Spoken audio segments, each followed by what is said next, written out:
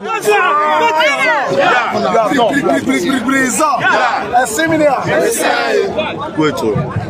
of the press, today enjoy youth all over the world, from the west, from the east, and from the central have come together today at Mdiama to also, in continuation of expressing our displeasure over the rascality of the minister of the FCT.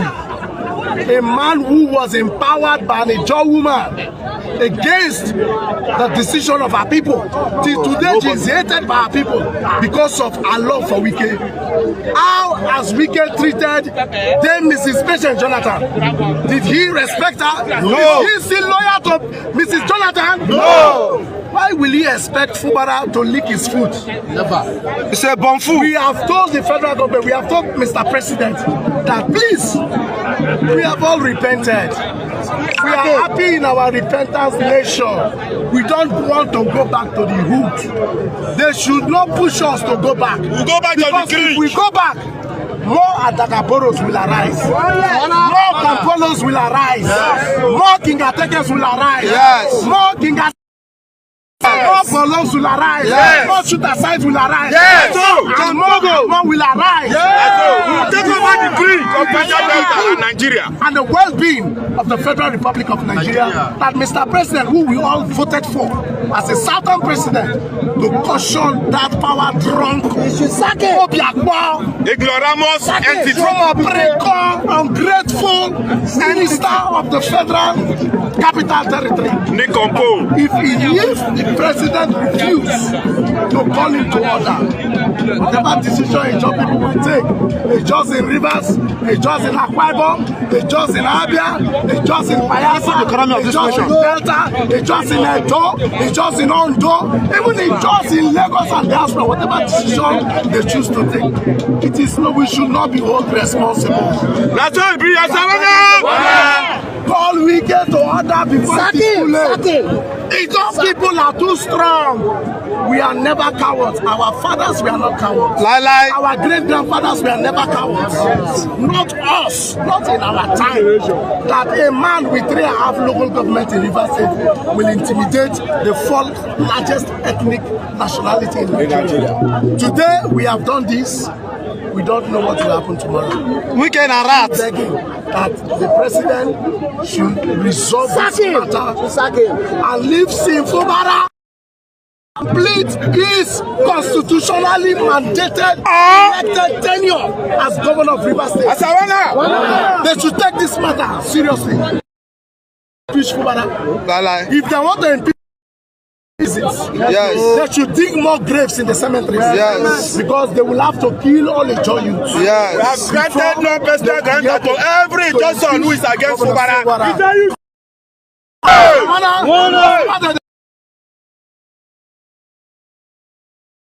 While we are clamoring for our state, and they will give us our state, they are going to give us our republic. Let all the Ijaw people storm it. Let us be as many as possible in that place. Storm Tinubu, hashtag Tinubu, storm him. Let us combine with the Igbos. While we are agitating for our own country, we combine with the Igbos so that this country will break off. They are mad. What is the first tactic that should be used to divide this country? There are strategies. If we want those strategies, let's create a WhatsApp group and then decide it there. Have you seen it? Yeah, I've seen it. To stop the oil flow so that Tinubu can provide for himself. The only way to stop oil flow is by bombing of the pipeline. They can go and bomb Bonny now and everything will end. They can go and bomb Bonny now and everything will end. Tell those people to shift from those areas. When they shift, you cut it off. So you cut it off from Nembe there. You cut it off from Nembe. That is how they do it. That happened yesterday concerning the declaration of state of emergency in Rivers State. As we speak, MBA has spoken, lawyers have spoken that what Tinubu did is against the law. We have asked National Assembly to stand against it and reverse it because Section 305 did not empower the president to sack the House of Assembly and government. Look at this, Tinubu is a dictator. No, it's pointing towards that one thing, the same calamity Gowon committed that led to Nigeria Biafran war. Is the same thing Tinubu is committing against the Biafran land. Tinubu doesn't know that he is simply declaring emergency, state of emergency on Biafran land, and it has been globally condemned by agencies and international bodies who are watching closely the development and how Tinubu has continued to push his tyrannical tendencies when it comes to providing leadership to Nigeria. I saw it and I'm not happy. I'm happy too because for you to bring Wike's ally, a loyalist, a friend of Wike as an administrator of Rivers State shows that Tinubu is the worst ever. They say Yorubas go to school, go to school. He's becoming an embarrassment to sophisticated Southwest people who has maintained some level of academic respect over the years, who have been seen to have produced some genius, within every circle of this of a system. Tinubu has continued to show that he is more glorified in taking toutish decisions against the popularity, against the will of the people. Fubara is elected, has endorsed people's mandate.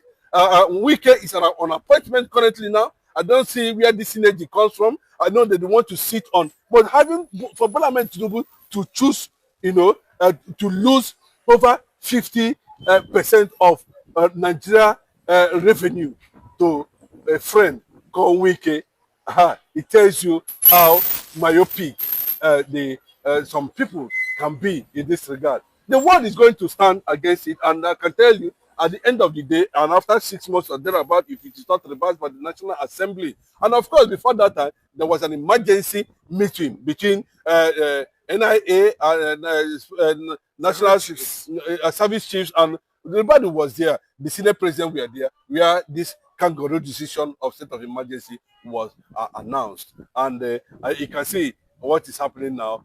Where the major pipeline has been blown off, and a lot of things are already happening, and we are expecting a major reaction from the Ijaw community, the nation, in that respect. Wike will lose. Tinubu will also lose in this regard, and the fight might, speak more than what we are seeing today, to understand that, of course, the Northerners are already afraid that the Biafran Igbos might, catch on this, and of course, it is a serious signal to Asari Dokubo, who campaigned for Bola Ahmed Tinubu, who went everywhere, even using threatening Igbo nation. Now, where is Asari Dokubo? They are also waiting for the Igbo to come and defend them at the end of the day. Now, that's what is going to happen. We understand that this is not the first time a president will be declaring state of emergency. We had in the past where Obasanjo did it and sacked President just the same way Tinubu is doing it.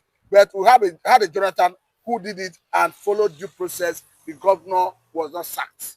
And as we speak, do you foresee a Fubara challenging this in court? He can go to court. Of course, he can go to court. But I can tell you the suspension aspect of it is where a lot of people are having reservations. Why would you declare state of emergency and still went as far as suspending the government? But let me bring this angle, Mr. Chinedu Michael. Ruben Abati said Tinubu have been committed impeachable offense and he should be impeached. Of course, now, Tinubu has been committing an impeachable offense, because... No, he said by taking away the power of legislation of the Rivers State House of Assembly and giving Federal Executive Council the power to legislate for Rivers. That's what I'm saying, that Tinubu has been committing impeachable offense. This is not the first time, this is not the second time, this is not the third time. It's just that, the rubber stamped Ababio Senate President choose to look the other way around. This thing cannot happen under Saraki. We know that the president would have been put a place where he deserved. When somebody is incapacitated, Tinubu is incapacitated in terms of providing leadership for Nigeria, and that one alone is an impeachable offense. So, but for him to exercise based on the constitution, I don't know where he borrowed it.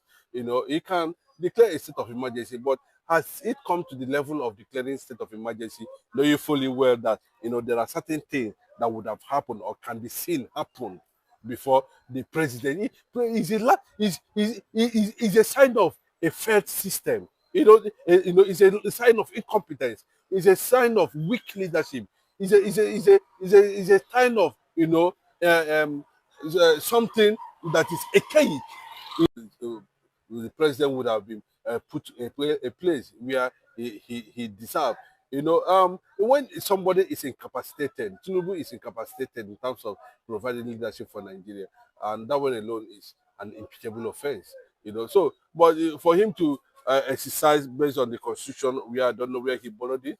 He can declare a state of emergency, but has it come to the level of declaring state of emergency, knowing fully well that there are certain things that would have happened or can be seen happen before the president is a sign of a failed system. It's a sign of incompetence. It's a sign of weak leadership. It's a sign of something that is archaic. So Tinubu does not know that these actions he has been taking, that it's been what and it's bringing Nigeria down on daily basis. Well, so a lot of people are already praying that possibly this can lead to final disintegration of Nigeria. Now, lastly on this, because the judge have asked Tinubu to choose between Wike and his John Nation. We understand that as we speak, someone like Saidu Kubo, who of course is an Ijaw man, though an Igbo man who later became an Ijaw man, have said that the way it stands, that the judges are going to form an alliance with North against Tinubu.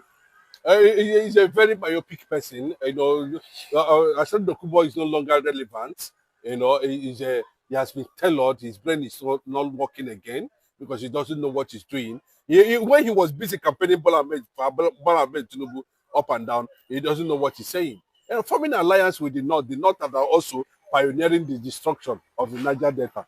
Shame on Asad Dokubo and the rest of them. But generally speaking, what does it portend for the relationship between? Bros, that's why not Asad Dokubo this time around. Yes. What does it portend for the relationship between the John Nation and Tinubu? What it portends is that just like they have opened the room for people to investigate who are truly the Ijaws, who are the Ijaws, who are the Ijaws, what are the components? And of course, what are the components that made up Ijaws? Who are the Ijaws? Can we understand who are the Ijaws? Came out Bro, that's what I'm saying. Who are the Ijaws? When they said Ijaws are minority of the minority, so a former governor said it, Wike said it.